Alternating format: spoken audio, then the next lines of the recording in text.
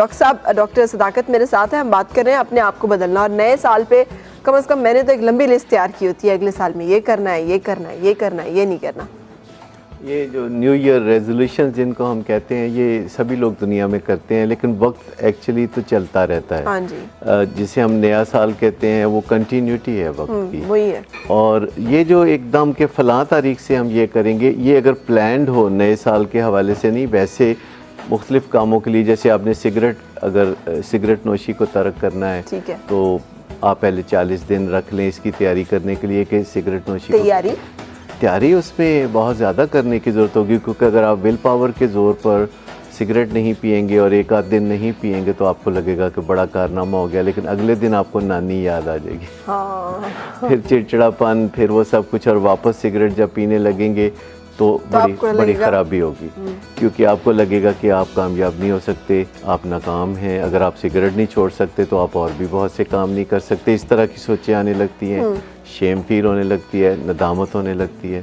तो ये काम जब भी करें, जैसे सिगरेट छोड़ना है, तो पहले उसकी तैयारी है कि पता तो करें ये चीज़ क्या, ये बला क्या है, और उसके बारे में मालूमात हासिल करें कि ये इसमें कितने केमिकल्स होते हैं। उनमें निकोटीन एक बड़ा इम्पॉर्टेंट केमिकल है जो कि एडिक्टिव केमिकल है, तो उसके बारे में जानें। फिर उसमें जो हेल्प अवेलेबल है कि सबसे पहले अगर आप सिगरेट छोड़ते हैं और निकोटीन पैच या कोई इस तरह की चीज़ आप करते हैं तो उससे फ़ायदा हो सकता है। फिर ऐसे लोग तलाश करें जिन्होंने सिगरेट छोड़ा हो। ठीक है, सबसे पहली बात है कि ऐसे लोग तलाश करें दाएं बाएं, और उन लोगों से जाके मिलें, उनसे पूछें कि ऐसा कैसे होता है। फिर किसी डॉक्टर के पास जाएं, काउंसलर के पास जाएं। तो ये तैयारी के जो दिन हैं, ठीक है, जो सिगरेट नोशी के लिए मैं 40 बता रहा हूँ, वजन कम आपके ख्याल में वो जो हम कहते हैं कल से ये हमने नहीं करना, नहीं अभी से।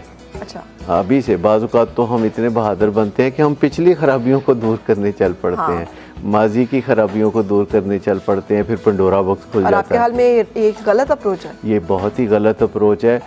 अगर हम हाल का बोझ उठा लें और मुस्तकबिल के बारे में सोच विचार कर लें तो बहुत बड़ी बात है। माजी का बोझ कौन उठा सकता है? अच्छा मुझे बताइएगा, ये तो चले सिगरेट मुझे बड़ा पसंद है और मैं चाह रही हूँ कि वो मुझे नापसंद हो जाए, इसलिए कि वो अच्छा नहीं है मेरी सेहत के लिए, तो उसको छोड़ने के लिए मुझे तैयारी करनी होगी। और भी बहुत सारे काम होते हैं डॉक्टर साहब, हो सकता है मुझे ज़िंदगी में कोई बहुत चीज़ नापसंद हो और मेरे लिए वो करना बड़ी ज़रूरी हो, तो मैं अपनी नापसंद को पसंद में कैसे बदलूँगी? वो कुछ भी हो सकता है। देखिए, ये सारा जो काम करने का है, सबसे पहली बात तो ये कि इसमें विल पावर या हुक्म देना किसी को या अपने आप को ये कहना कि आज से बस ये तुम नहीं करोगे, इस तरह काम नहीं होता। जो चीज़ आपको पसंद है और आपने अब उसे नापसंद करना है, तो ये काफ़ी लंबा सफ़र है, क्योंकि जो चीज़ हमें पसंद होती है, यानी हमें आदत होती है या कोई इल्लत होती है या जिस चीज़ में हम बहुत डीपली बिलीव करते हैं, कोई अकीदा है ऐसा जिसको हमने पत्थर की लकीर की तरह अपने दिल पे बना लिया हुआ है, तो ऐसी चीज़ों को बदलने के लिए हमें एक तरीके से लंबे प्रोसेस में से गुजरना पड़ेगा।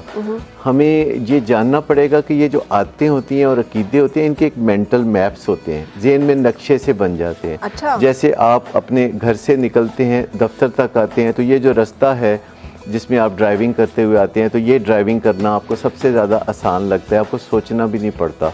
जैसे गाड़ी ड्राइव करते हैं, इसके भी मेंटल मैप्स होते हैं, आपको पता नहीं होता कि आप ब्रेक पे पाँव रख रहे हैं या एक्सीलेटर पे, खुद ब खुद ठीक होता चला जाता है। सही। ये आदतें भी इसी तरह होती हैं और इल्लतें भी ऐसी होती हैं। आदतें और इल्लतें, आप दो लफ्ज़ यूज़ कर रहे हैं, दोनों का मतलब एक ही है? नहीं, दोनों का मतलब अगर एक होता तो मैं दो कहता ही ना। अच्छा, क्योंकि क्या फ़र्क है? आदतें वो चीज़ें होती हैं जिनके मेंटल मैप्स होते हैं और ये बस इसका फ़ायदा होता है, और इसके पीछे कुदरती असूलों के साथ यकसानियत होती है। आपकी पुष्पनाई में कुदरती असूल चल रहे होते हैं साथ साथ। ठीक है। तो इस तरह आदतें होती हैं जिनके सिर्फ फ़ायदे होते हैं। ठीक है। ये वो चीज़ें हैं जो कि आप करना चाहते हैं, आप करना जानते हैं, आप करते हैं तो हर दफ़ा फ़ायदा होता है, मेंटल मैप्स पुख्ता होते चले जाते हैं। इल्लतें भी मेंटल मैप्स रखती हैं, लेकिन इनके पीछे वसवसे होते हैं, इनके पीछे खौफ होता है, ये कुदरती असूलों के ख़िलाफ़ चलने वाली बात होती है, इनके पीछे द्योमालाई कहानियाँ होती हैं, इनमें सुनी सुनाई बातें होती हैं। क्या क्या चीज़ें इल्लतों में आ सकती हैं? बहुत सारी चीज़ें इल्लतें हैं। ये उन आदतों को हम इल्लतों का नाम फिर देने लगते हैं जिनमें से फ़ायदा कम होना शुरू हो जाता है, नुकसान आना शुरू हो जाता है। ठीक है।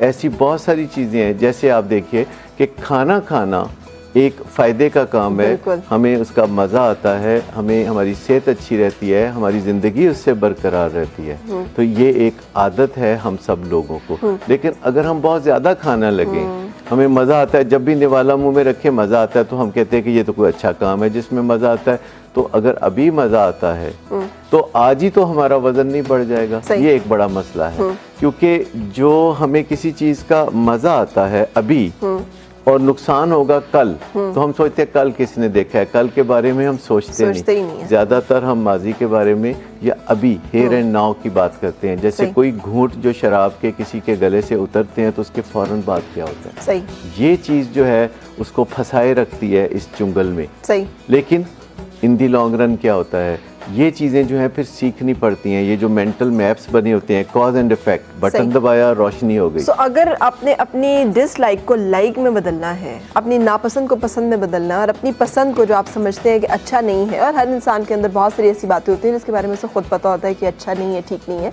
और वो मजबूर होता है, उसे समझ नहीं आ रही होती कि उनके साथ डील कैसे करना है, उसको नापसंद में बदलने के लिए आपके ख्याल में उसे टाइम देना पड़ेगा अपने आप को, और मुनासिब तैयारी करनी पड़ेगी।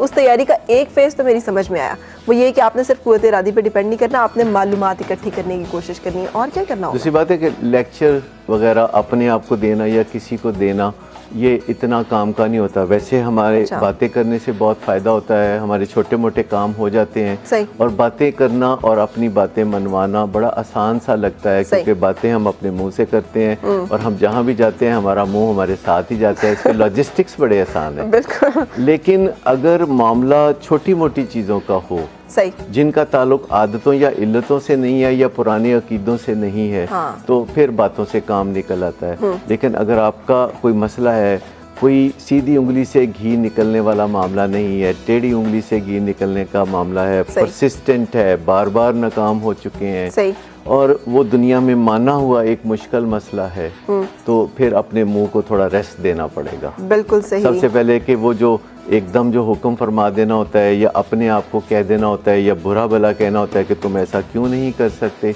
तो मैं समझता हूँ कि फिर ये जो बातों से काम नहीं निकलता, तो बातों को अलग रख देना चाहिए और आगे के मंसूबों पे काम करना चाहिए। बिल्कुल सही। मेरे साथ एक कॉलर भी है। अस्सलाम वालेकुम। अस्सलाम वालेकुम। हेलो, अस्सलाम वालेकुम। क्या हाल है आपका? हेलो, अस्सलाम वालेकुम। वालेकुम अस्सलाम। क्या हाल है आपका?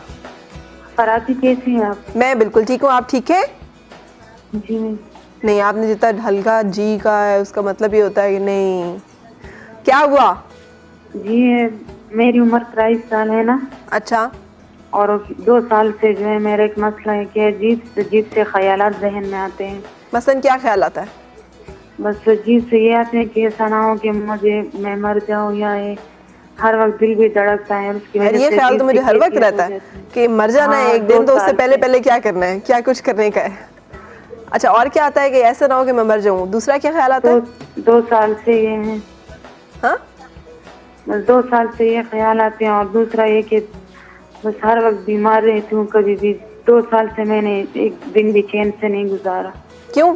क्या हुआ है? 2 साल पहले, 2 साल में क्या हुआ? 5 साल हो गए। मैं आपको इतना पसंद करती हूँ, आपसे बहुत बहुत शुक्रिया आपका। आप साथ रहे। आपको बहुत मैं मिलाती हूँ, लेकिन आज मिल गई है मेरे को। चलें, थैंक यू सो मच। आपकी आवाज़ से ही लग रहा है कि आप खासी परेशान हैं और खासी उदास हैं। मैं आपको एक बात बता दूं, इस फेज़ में से निकले जहाँ पे आपने अपने ऊपर तारी किया हुआ है कि पता नहीं क्या हो गया है, कुछ भी ऐसा नहीं हुआ जो कि आपके साथ ज़िंदगी में या दुनिया में पहली दफ़ा हुआ हो। ये दुनिया में हमेशा सब कुछ होता चला है, और बाकी बातें जो डॉक्टर सदाकत आपके साथ। देखिए, ये जो आपने कहा कि इनकी आवाज़ से ही लग रहा था बिल्कुल कि ये डिप्रेशन में है, इससे पहले कि वो अपना मसला बयान करें, उनका मसला खुद से उभर के सामने आ रहा था। इसे डिप्रेशन कहते हैं। बड़ी वाज़े तौर पर डिप्रेशन है जो आवाज़ से झलक रही है। ठीक है। और डिप्रेशन की कुछ निशानी, डिप्रेशन का मतलब ये नहीं कि आपको बहुत ज़्यादा गम ही सिर्फ लगेगा। सही। डिप्रेशन का मतलब ये भी है कि आपको जिन चीज़ों में पहले मज़ा आता था अब नहीं आता। सही।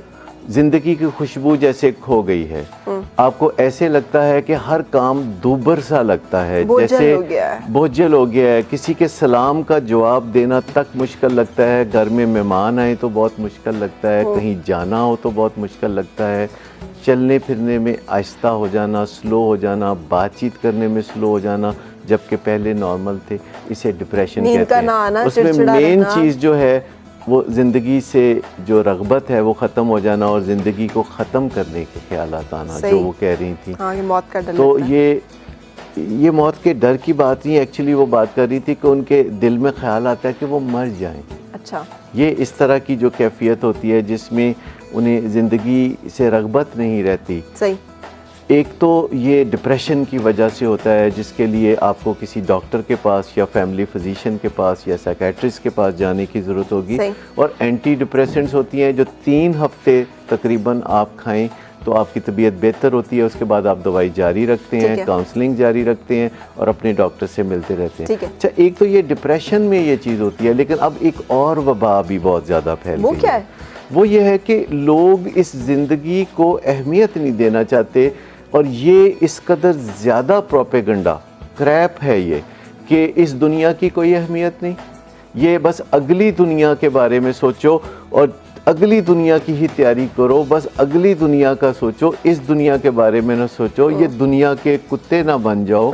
इस तरह की गंदी बातें जो लोग करते हैं, मैं समझता हूँ ये क्रैप है, ये कूड़ा क्रिकेट है, इसकी कोई मजहबी हैसियत नहीं। मज़हब बिल्कुल ऐसा नहीं कहता। मज़हब ये कहता है कि आप जितनी खूबसूरत ज़िंदगी गुजारेंगे उसकी बुनियाद पर आगे आपको रिवॉर्ड या पनिशमेंट होगी। तो इस ज़िंदगी की बुनियाद पे ये आगे जो आपका